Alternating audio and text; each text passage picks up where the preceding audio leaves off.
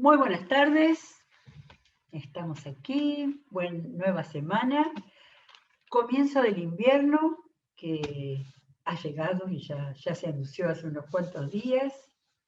Bueno, y estamos con toda la felicidad de las noticias del Pastor Carlos, así que una semana nueva con muy buenas expectativas, con alegría y con redoblado esfuerzo de oración. No digo por esfuerzo, es por actitud de oración entre la gratitud y, y, y el clamor al Señor para que acelere los tiempos de la recuperación y bueno, nos siga sorprendiendo con tantas cosas como Él hace todo el tiempo, ¿sí? Bueno, después de terminar con Elías, con el rey Josafat, que nos tomamos un descansito con 2 días de salmos, de recorrida por algunos grupos de salmos, me estaba repicando otra vez el Nuevo Testamento y a ver qué podemos seguir. Y ojeando nomás, ojeando, me apareció un pasaje que digo, uy, por acá nunca anduvimos específicamente. A ver, hablando en general, el libro de Hechos de los Apóstoles, ¿sí? Para muchos, porque realmente es el comienzo de la iglesia cristiana, después de la resurrección de Jesús y la llegada del Espíritu Santo, y es todo el mover de la iglesia del primer siglo y todo lo que fue pasando en distintas etapas en esos primeros tiempos cercanos a la partida de Jesús. Hay quienes dicen que el libro se debiera llamar Los Hechos del Espíritu Santo, ¿sí?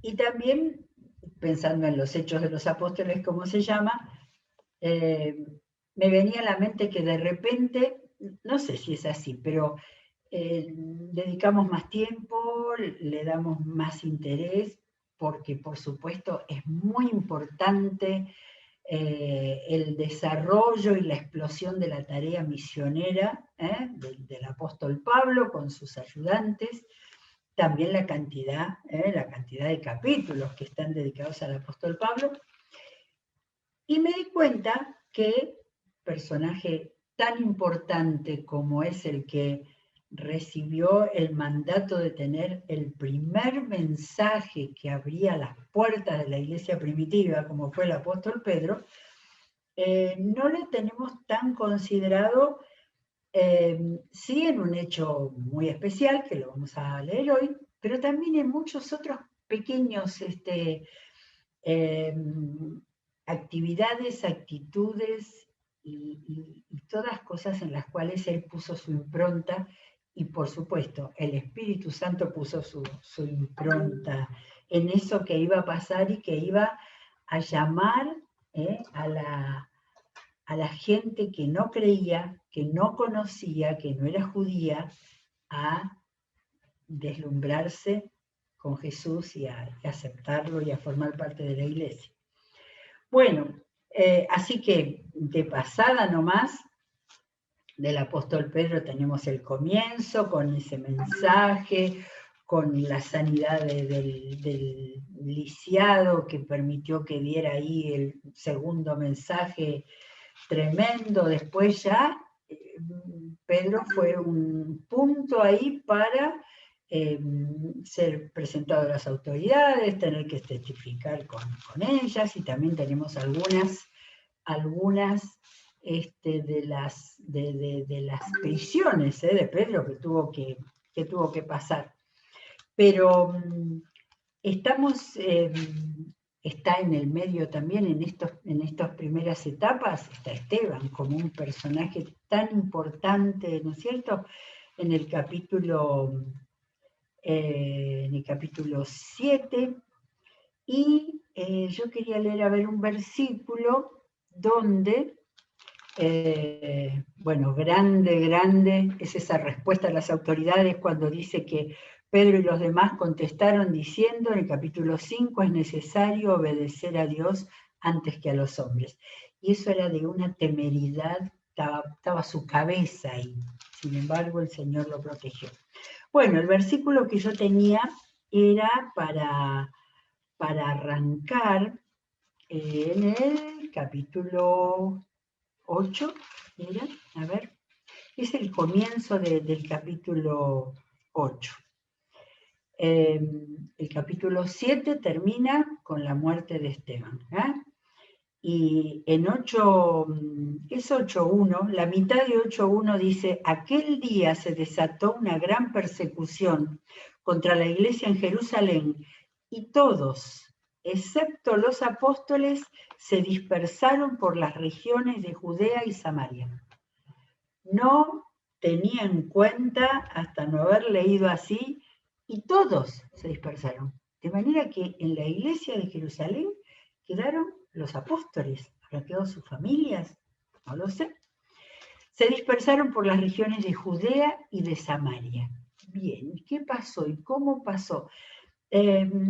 Pareciera que no hay demasiados relatos en cuanto a ese primer tiempo, y sin embargo fui dándole una vueltita a estos momentos en los cuales vemos a Pedro y a otros de los misioneros, de los primeros misioneros que estaban saliendo de donde escaparon para encontrar lugar más tranquilo para vivir, pero fue el lugar para predicar. En 8.4, por ejemplo, tenemos a Felipe. Felipe fue a Samaria, ya después vamos a ver Samaria. Felipe fue a Samaria y con un éxito impresionante. Después tenemos que aparece un personaje tremendamente negativo, que es Simón el brujo o Simón el hechicero. Y entonces dice, cuando los apóstoles, a ver, estoy leyendo en 8.14, cuando los apóstoles que estaban en Jerusalén se enteraron de que los samaritanos habían aceptado la palabra de Dios, les enviaron a Pedro y a Juan. Los apóstoles estarían los 12 y Pedro y Juan eran los que primeramente salían, ¿no? Y relato, antes de lo que quiero contar, relato que como hubo otros brujos sanados, a mí por lo menos lo había dejado ahí sin mucho detalle. Al ver Simón, que habla de este hombre como que hacía milagros así de mago y de brujo, y entonces dice, al ver Simón, que estaba ahí, que fue a Samaria, que mediante la imposición de las manos de los apóstoles se daba el Espíritu Santo, les ofreció dinero. Las cosas que han pasado en la vida misionera. Denme a mí ese poder para que a todos a quienes yo les imponga las manos reciban el Espíritu Santo. Que tu dinero perezca contigo, le contestó Pedro, porque intentaste comprar el don de Dios con dinero. No tienes arte ni parte en este asunto porque no eres íntegro delante de Dios.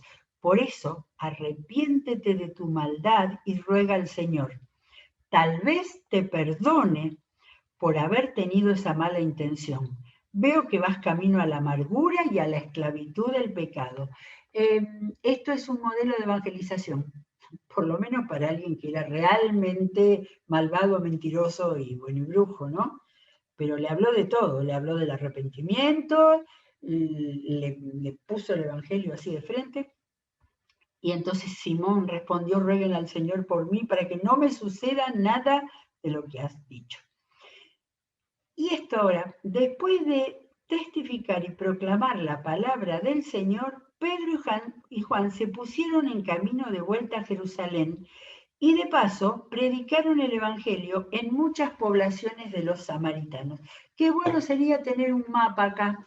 Sería ideal si pudiéramos ver algo, ubicar visualmente. Desde el día en que empezamos a tener mapas, yo siento que entendí mucho más desde el Nuevo Testamento y del Antiguo, por supuesto. A ver, ubicamos Jerusalén, está Jerusalén, y el globo ese rojo marca la ciudad de Samaria.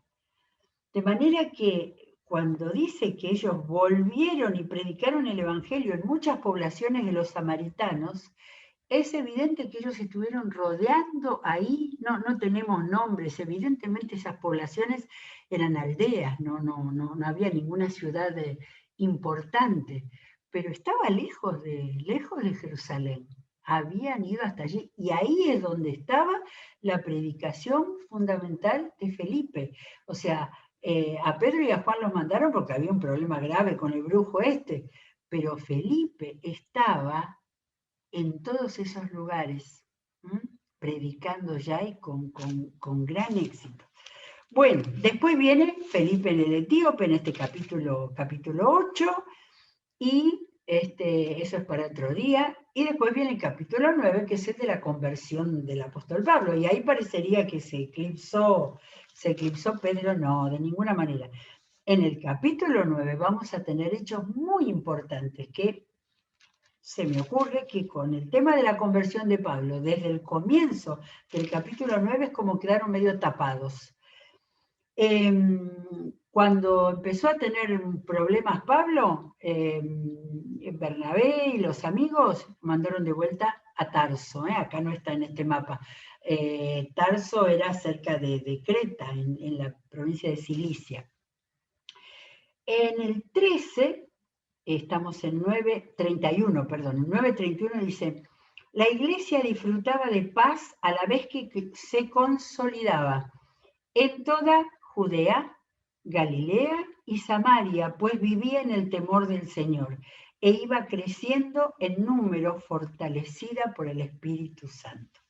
Siempre me acuerdo la primera vez que leí este versículo, qué sensación, el hecho de que iba creciendo porque por todos lados había creyentes que habían escapado de Jerusalén, que estaban predicando y el Espíritu Santo estaba confirmando lo que ellos hacían. Así que fíjense que acá habla de Judea y Galilea, que eran de Israel, y en cambio Samaria, que era el camino obligado por donde Jesús anduvo tanto, ¿no? Sin embargo, los samaritanos habían quedado después de los asirios como pueblos ahí medio mezclados. Había israelitas y había otros que habían venido de otros lugares.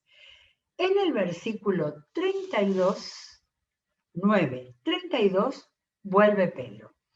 Pedro, que estaba recorriendo toda la región, acá continúa con el versículo anterior, que estaban visitando los pueblos ahí por Samaria, fue también a visitar a los santos que vivían en Lida. ¿Vemos Lida? No estaba ahí, no hay caminos, sin embargo pareciera que hay un camino, ese caminito rojo que va hacia el norte, hacia Galilea, y ahí está Lida. En línea no recta, pero en un camino que sería el camino que iba de Jerusalén hasta Jope, que era un puerto importante en el mar Mediterráneo. Así que yo no creo que haya vuelto a Jerusalén, me parece que volviendo por ahí, por los pueblos de Samaria, fue a Lida, a visitar a los santos que vivían en Lida, o sea, ya visitar iglesias. Allí encontró un paralítico llamado Eneas, que llevaba 8 años en cama. Eneas, le dijo Pedro, Jesucristo te sana, levántate y tiende tu cama. Me quedé pensando en eso de que tiende tu cama, evidentemente que tenía, ahí sería desarma tu cama, quizás si vivía ahí, no lo sé. Miré en Reina Valera y dice, y hace tu cama, así que estamos, es la misma idea. Y al instante se levantó. Evidentemente, si lo había ido a visitar, era de los santos, de los creyentes que vivían ahí en Lida. Todos los que vivían en Lida y en Sarón, acá no tenemos a Sarón, debía ser un lugar muy chiquitito, lo vieron y se convirtieron al Señor. Había en Jope, ya llegó a Jope, al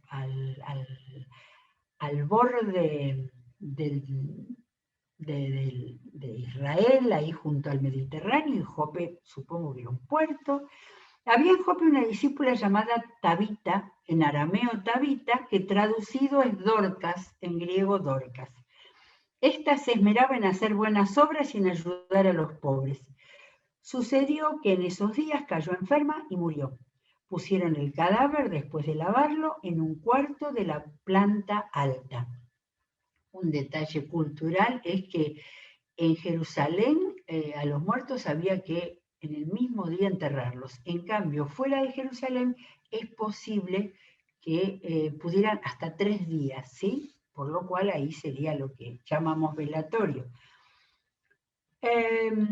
Y como Lida estaba cerca de Jope, los discípulos, al enterarse de que Pedro se encontraba en Lida, enviaron a 2 hombres a rogarle: por favor, venga usted a Jope enseguida.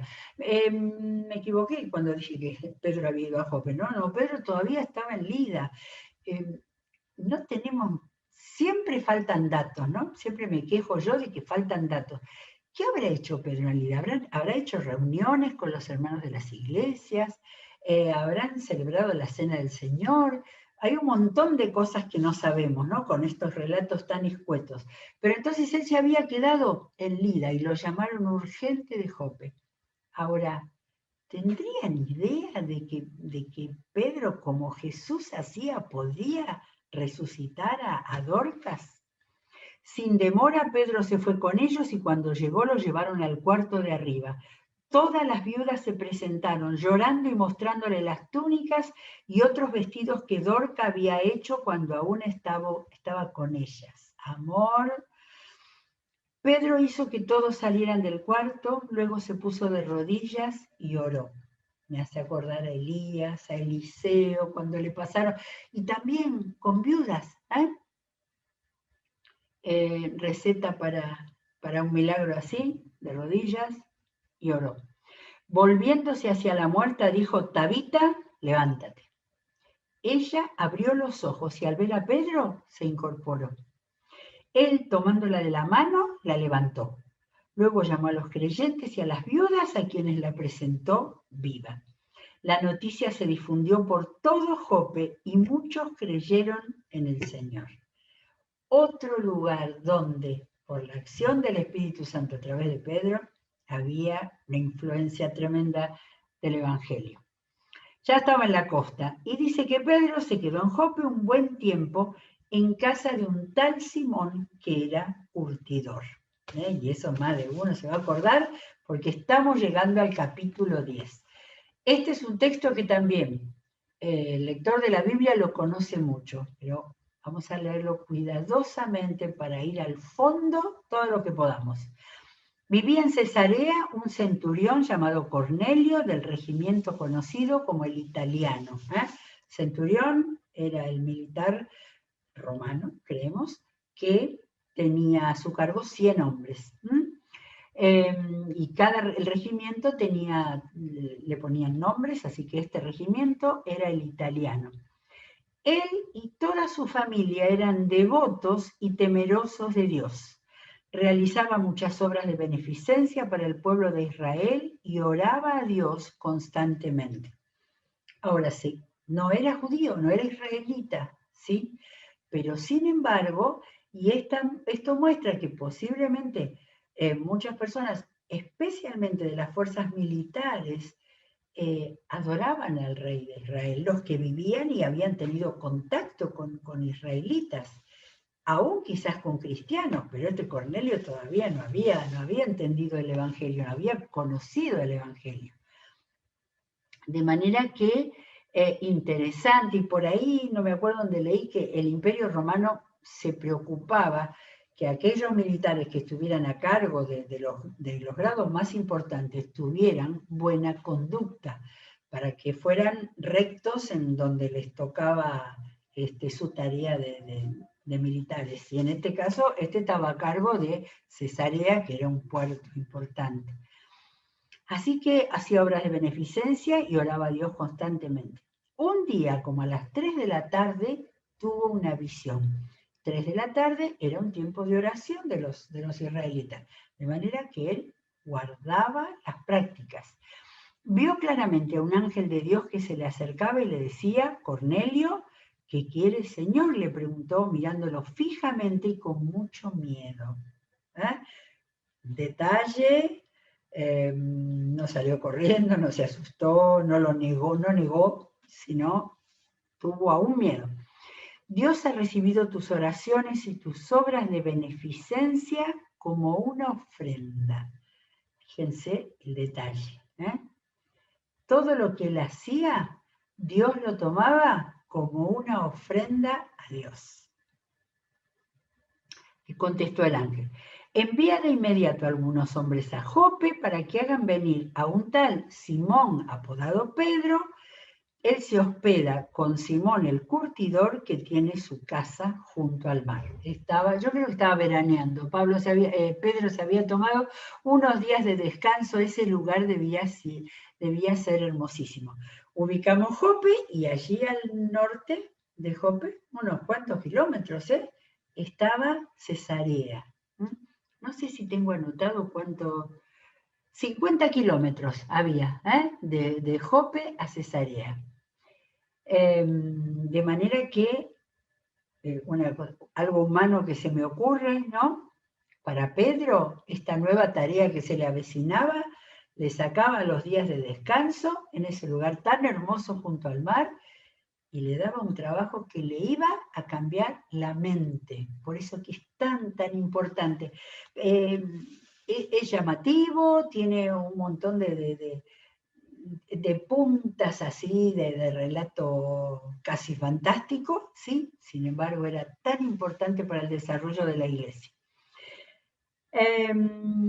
Después que se fue el ángel que le había hablado, Cornelio llamó a 2 de sus siervos y a un soldado devoto de los que le servían regularmente. ¿Ven? O sea, toda gente de calidad espiritual. Les explicó todo lo que había sucedido y los envió a Jope. No iban a ser unos soldados que se rieran de él. No. Al día siguiente, mientras ellos iban de camino y se acercaban a la ciudad, el relato es muy bueno narrativamente. Pedro subió a la azotea a orar. Era casi el mediodía. ¿Cuántas horas distintas? A las 12, a las 3 se oraba. Los que eran piadosos seguidores del Señor. Tuvo hambre y quiso algo de comer. Mientras se lo preparaban, le sobrevino un éxtasis. Interesante esta palabra éxtasis, ¿no? Una visión.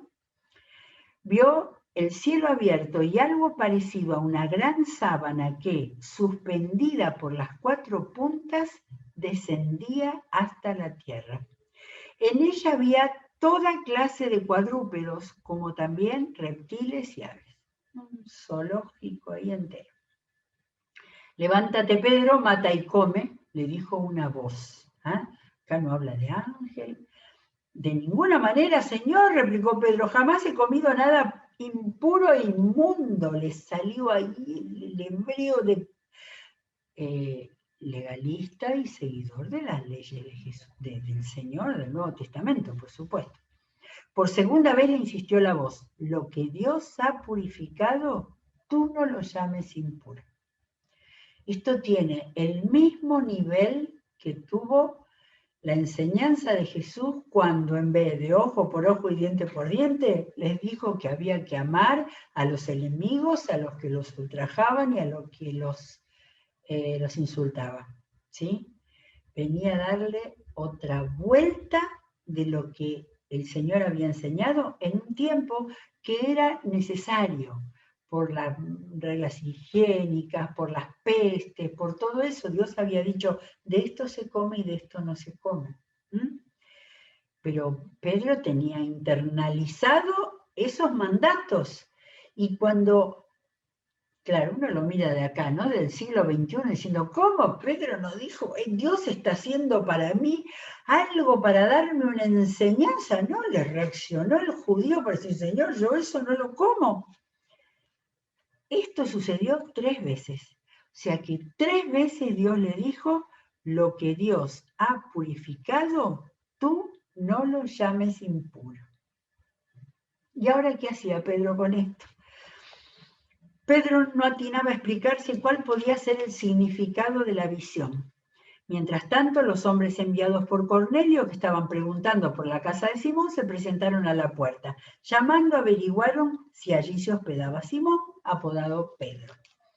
Mientras Pedro seguía reflexionando sobre el significado de la visión, el Espíritu le dijo: mira, mira, Simón, 3 hombres te buscan, date prisa. Baja y no dudes en ir con ellos, pues yo los he enviado. Cierto que decía, leí de corrido la azotea, ¿eh? Qué lugar espectacular, todas las casas tenían, nosotros llamamos más terraza hoy, ¿no? Las casas tenían ese lugar y los creyentes era un lugar para estar solos buscando un tiempo de oración. Entonces, para que no metiera la pata, para que no hiciera nada contrario a lo que Dios esperaba, el Espíritu le habló y le explicó: te están buscando a vos. Date prisa, baja y no dudes en ir con ellos, porque yo los he enviado. Pedro bajó y le dijo a los hombres: aquí estoy, yo soy el que ustedes buscan, ¿qué asunto los ha traído aquí? Ellos les contestaron: venimos de parte del centurión Cornelio, un hombre justo y temeroso de Dios, respetado por todo el pueblo judío. Un ángel de Dios le dio instrucciones de invitarlo a usted a su casa para escuchar lo que usted tiene que decirle. Entonces Pedro los invitó a pasar y los hospedó. Yo me preguntaba algunas veces por qué Pedro no dijo vamos y salió corriendo. Después pensé, pero Pedro no había ni comido, acababa de tener la visión, ¿sí? Ahora, la capacidad de hospedar de los judíos. Pedro habrá tenido que pedirle permiso a Simón, ¿no? Y decirle, tengo una gente que me viene a buscar acá de Cesarea. Simón debía ser creyente, por supuesto. Los podemos hospedar esta noche porque no era para salir ahí a la tarde a hacer ese recorrido. Al día siguiente, Pedro se fue con ellos acompañado de algunos creyentes de Jope. Más adelante dice que se fue con 6 personas. Un día después llegó a Cesarea. Lo que tardó, ¿eh? Acá nos ha quedado el mapa para que no nos perdamos en todas las vueltas que dio Pedro. Desde Samaria bajó para estar ahí en Lida, en Jope, y ahora estaba camino a Cesarea. Un día después llegó a Cesarea. Cornelio estaba esperándolo con los parientes y amigos íntimos que había reunido. Tenía una reunión ahí impresionante. Al llegar Pedro a la casa, Cornelio salió a recibirlo y postrándose delante de él le rindió homenaje. Pero Pedro hizo que se levantara y le dijo: ponte de pie, que solo soy un hombre como tú. ¿Se acuerdan? 2 veces en Apocalipsis encontramos a Juan que se arrodillaba delante del ángel y el ángel lo hacía levantar. Qué pena que la iglesia cristiana con los tiempos y con los siglos después hizo que hubiera tanta pleitesía para los predicadores y los que tenían todos los títulos. Bueno, Pedro entró en la casa conversando con él y encontró a muchos reunidos. Entonces le habló así. Tengo muy poquito tiempo, pero hacemos el comienzo. Ustedes saben muy bien, me encanta porque Pedro abrió su corazón, no se puso con cara de predicador y dijo, bueno, primero habló de él, de cómo se sentía, de lo que le había pasado por la cabeza. No solo por haber tenido que ir a Cesarea, sino por lo que Dios lo había preparado y le había mostrado. Ustedes saben muy bien que nuestra ley prohíbe que un judío se junte con un extranjero o lo visite. Franqueza total. Pero Dios me ha hecho ver que a nadie debo llamar impuro o inmundo. Por eso, cuando mandaron por mí, vine sin poner ninguna objeción. Ahora permítanme preguntarles, ¿para qué me hicieron venir? Y entonces aquí lo primero que tenemos es donde Cornelio cuenta, de nuevo, ¿vieron en Hechos cuántas cosas están contadas de nuevo? Cuando pasan, cuando alguien las relata, pero es para que podamos hilar bien los pensamientos. Ahí había un hombre importante, Cornelio, aquí había el hombre más importante en ese momento de la iglesia cristiana, y tenían que encontrarse con el bagaje espiritual que cada uno tenía. Y tanto Cornelio como Pedro, iban a cambiar muchas de las cosas que tenían en la cabeza y en su espíritu, ¿sí? La vamos a leer mañana porque sería una pena apurarlo, ¿eh? Y ya hemos pasado nuestro tiempo. Si conocíamos muy bien todo este pasaje, pero vamos a ir a lo más al fondo que podamos, para ver cómo Dios obra, cómo Dios nos enseña, cómo Dios nos cambia la cabeza muchas veces con todas las ideas y formas y tradiciones que tenemos en nuestro interior. Muy bien, cerramos la Biblia esta mañana. Hoy tenemos programas muy buenos, vamos a ver qué nos trae de sorpresa Odres y la Escuela de Desarrollo Personal y todo lo que viene en la programación de la iglesia, que nos mantiene unidos, ¿sí? Hasta el próximo fin de semana, en que esperamos que muchos por lo menos nos podamos ver personalmente. Nos encontramos mañana, que Dios los bendiga.